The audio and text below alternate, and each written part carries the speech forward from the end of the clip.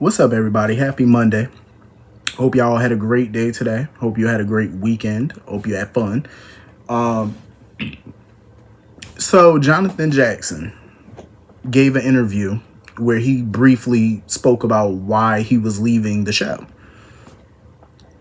So, his family is in Tennessee, and he thought he could make the show work, by commuting, going back and forth between LA and Tennessee. He realized, like, oh, he can't make it work. It was too much. He wanted to spend some more time with the family. I don't believe that. I'm just being real. I don't believe that explanation. I don't. For one, the kids are pretty much grown. Okay? Like, two of his kids are young adults, probably in college at this point. One of them is going, I think, on 15. One of them should be in high school by now. So the summertime is coming up. Them kids could go to LA with your ass. And then he talked about he got a tour coming up and a poetry book he doing. So if you got a tour coming up, his explanation ain't make no sense. If you're trying to spend more time with your family, but you got a tour coming up, how is that spending more time with your family when you're going to be on tour? Whatever. Anyway, his whole interview made my hair come. Like, sir, this explanation it's not explaining shit. It's not making no sense. Like, it had to be more than what you saying. Like, I'm just saying. But that's neither here nor there. Whatever. He's leaving. Kudos to you. Good luck. Anyway, I know, Liz is sad or whatever that things couldn't work out between her and Lucky, but it is what it is. She'll be happy in the long run. She will be. She will be massively happy in the long run. That's why I say you can't always get back with an ex. Like, they're an ex for a reason. You know what I'm saying? And plus, her and Lucky, I definitely agree with Lulu on that. I feel like her and Lucky are handling this very maturely. Like two mature adults. And I like that for them. You know what I'm saying? There's no bad blood. There's no animosity. They both still love and care for each other, but they just know that right now is not the right time for them. It probably never will be again. They're in two different places in their life. You know what I'm saying? He's not happy being in just one place, being in Port Charles. He likes being on the road. He likes traveling, going to different countries, helping people, being needed, which is cool. It is what it is. But I am glad that at least there's a compromise where Aiden is concerned, because apparently Aiden is going to be traveling with him this summer. I like that. I do. I like that. That's good for Aiden. You know what I'm saying? To be spending more time with his dad. He's going to be spending the whole summer with his father. And I was looking at Liz like, ooh, because think about it. Cameron is in California or whatever. Jake is where? In Europe, I think. Paris, France, wherever he is. He out the country. Now Aiden is going to be gone pretty much the whole summer with Lucky. Liz better get the fuck out here and have a hot girl summer. I'm just saying, Liz is kid free. A whole summer kid free. Liz, get out here and shake your ass around. That's what she need to do. You need to be out on the town this summer. Fuck that. You kid free. Get your ass out here and go date. Go date and go have fun. Like, this is why she needs some female friends. She needs some friends. Like, to pop out to the nightclubs and stuff, go have some fun. Shit. Kid free all summer long. You wouldn't have to tell me twice. Listen, the way I would have been out and about all summer if I was her, I'm just saying, it'd be nothing but work, relaxing, partying. That's all it would be. Just having a good damn time this summer. Probably mix in a little bit of travel if I could. You know what I'm saying? And I think Liz need to do that. Travel your ass somewhere real quick. So, Lucky giving out his goodbyes and whatnot, saying goodbye to Lulu, Leslie Lou. And what pissed me off was he was co-signing her bullshit, with the whole Gio Dante situation. He was co-signing it, talking about, oh, Gio and Dante gonna see that you was trying to do the right thing. Ain't nobody gonna see shit. I'm like, Lucky, I know that's your sister, you love her, but stop co-signing her nonsense. See, this that enabling stuff I be talking about. Like, they enable Lulu and her BS, because that's all it was. Enabling the nonsense. Like, she know her ass was wrong.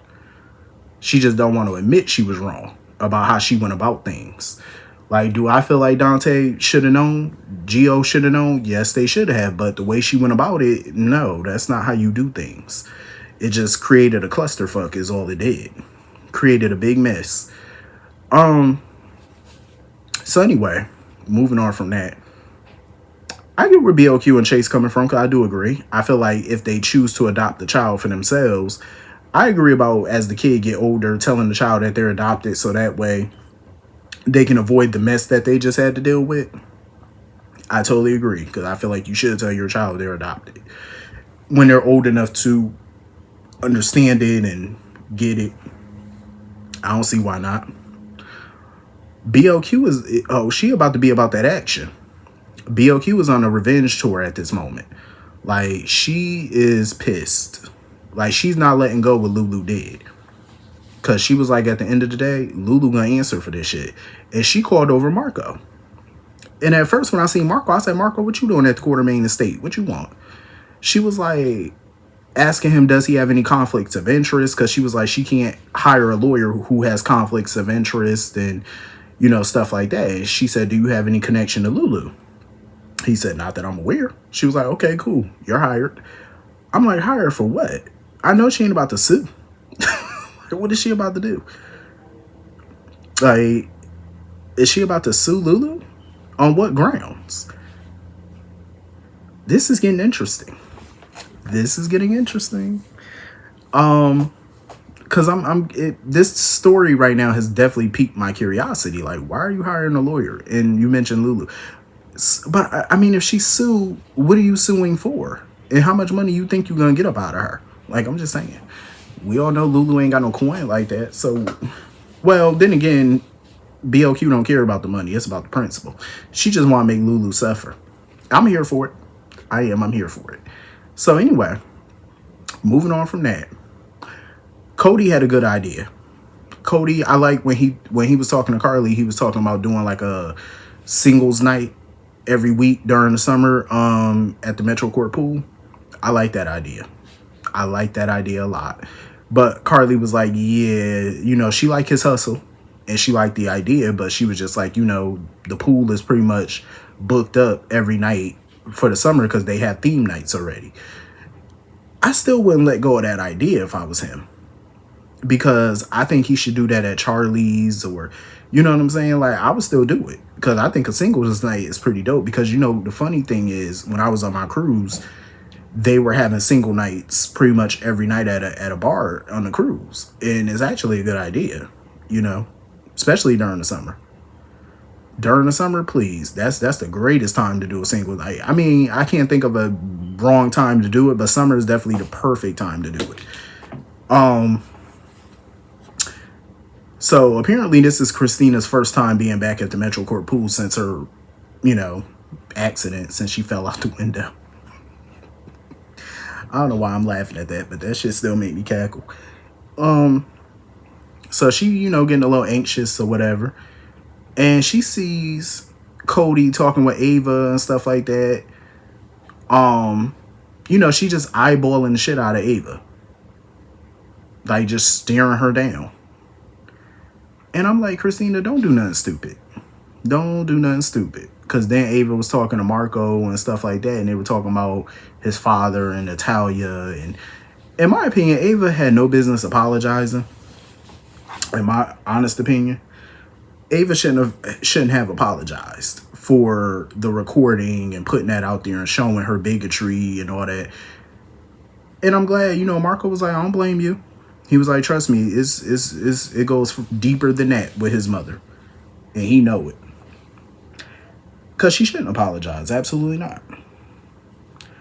I wouldn't have been apologizing for shit at the end of the day. Natalia deserved that. Hold on, what the hell? So Christina wants to hire Cody for something. And I'm pretty sure whatever it is got something to do probably with Ava.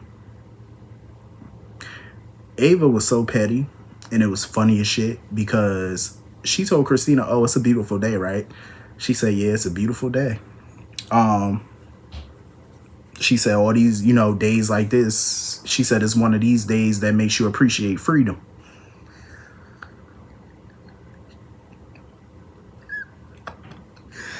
Oh, how petty can one be? And I loved it. I loved every second of it. Ava is funny as shit because that is some petty stuff. Like she know what she doing. I love how she taunts Christina.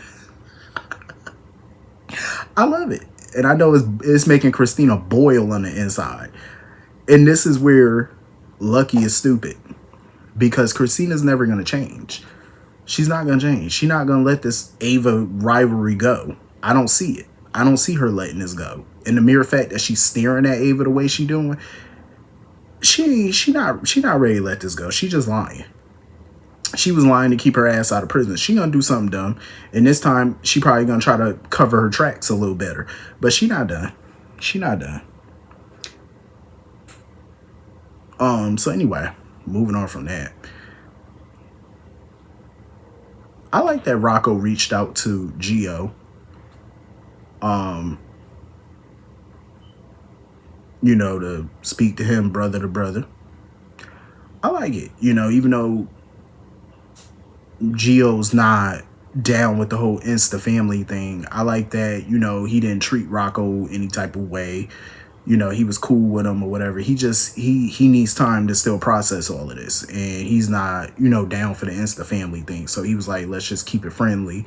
You know, we basically go at a, you know, at a small pace here. You know, go at a slow pace, work our way up to being brothers. I agree. Like, I totally agree with that. But Gio made it abundantly clear that him and Dante will never be cool. Like, he was basically like, Dante is dead to him, which is understandable in this moment, but I'm pretty sure at some point he's gonna change his mind. Him and Dante they gonna work things out. If Sonny and Dante could work things out, Gio and Dante could work things out, because for years it was horrible between Sonny and Dante for quite some time. Like, it took a lot for them to get to the space that they're in now. And that's because it was a lot of anger. It was a lot, you know, going on between them. Whereas a little bit different for Dante and Gio. I feel like they'll work things out a lot faster probably than him and Sonny did. So I don't blame him. You know, he's going at his pace, as he should. That's what I would do. Go at my own pace. So anyway, moving on from that. Drew. Ugh. Yeah, honestly, it's time for Drew to go. Like, seriously. Because he can't get any lower. Just when you think he sunk to a new low, he just goes lower and lower and lower and lower. I'm like, sir, to purposefully say some shit like that in front of Wiley is crazy. Even Rick was looking at him like, what the fuck are you doing? I can't even see how Rick can continue this case. Like, I'm sorry. I would have to file a motion for a continuance or something so she can go look for new legal representation, because I wouldn't continue to represent her. I wouldn't. I don't know how he can stand representing Willow, and it's like, Drew, mind you, Rick is supposed to be Willow's attorney, but it seems like Drew is calling the plays per usual. That's a problem. That's a problem. Like, no. I am so glad Michael was there to talk to Wiley and, you know, reassure him like none of what was said was true. And I'm glad Wiley told him Drew said it.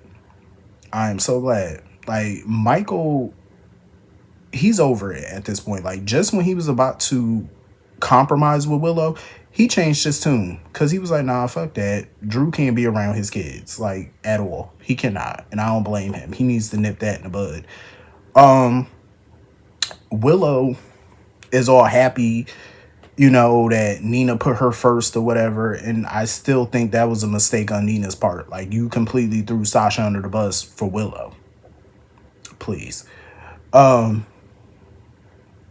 Willow is at the bottom of the barrel as well. She ain't even at the bottom of the barrel. Her and Drew, both of them are not at the bottom of the barrel. They are the black sticky shit at the bottom of the barrel, basically. Like, trash.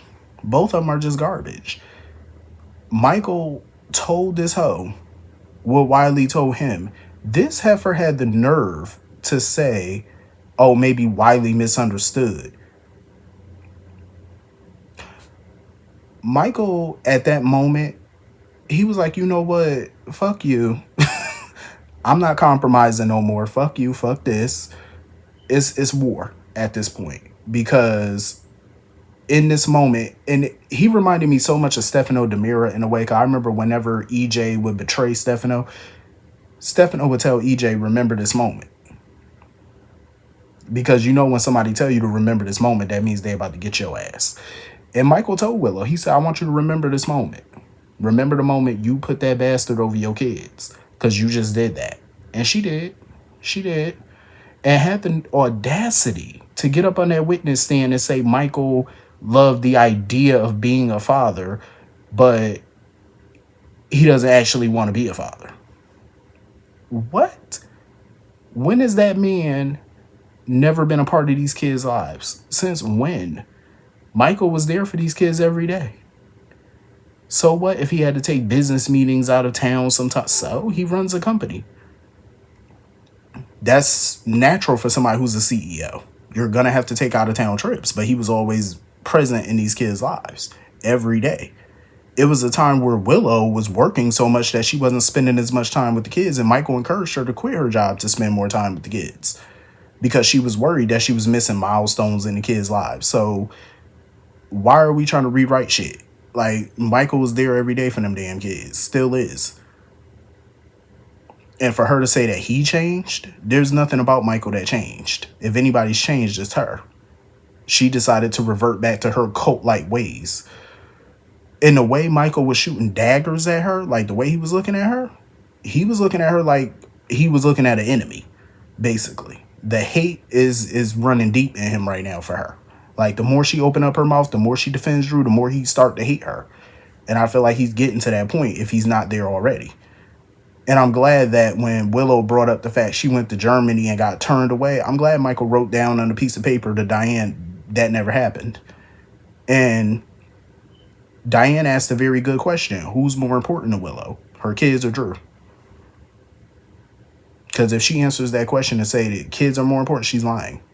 Like, I'm ready for this case to be over because the two of them disgust me. Like, Willow and Drew, they totally disgust me. And when Drew lied and told her that he never said that to Willow, the way Nina was looking at him, you knew Nina knew he was full of shit. And Michael was telling the truth and Wiley was telling the truth. Because why would Wiley misunderstand that? He's not a little kid. Like, he's not a little toddler. He understands things perfectly when people say it. He didn't misunderstand shit.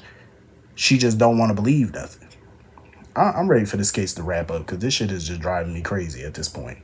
But anyway, hit the comment section. Let me know what you all thought, and I will see you all later. Peace.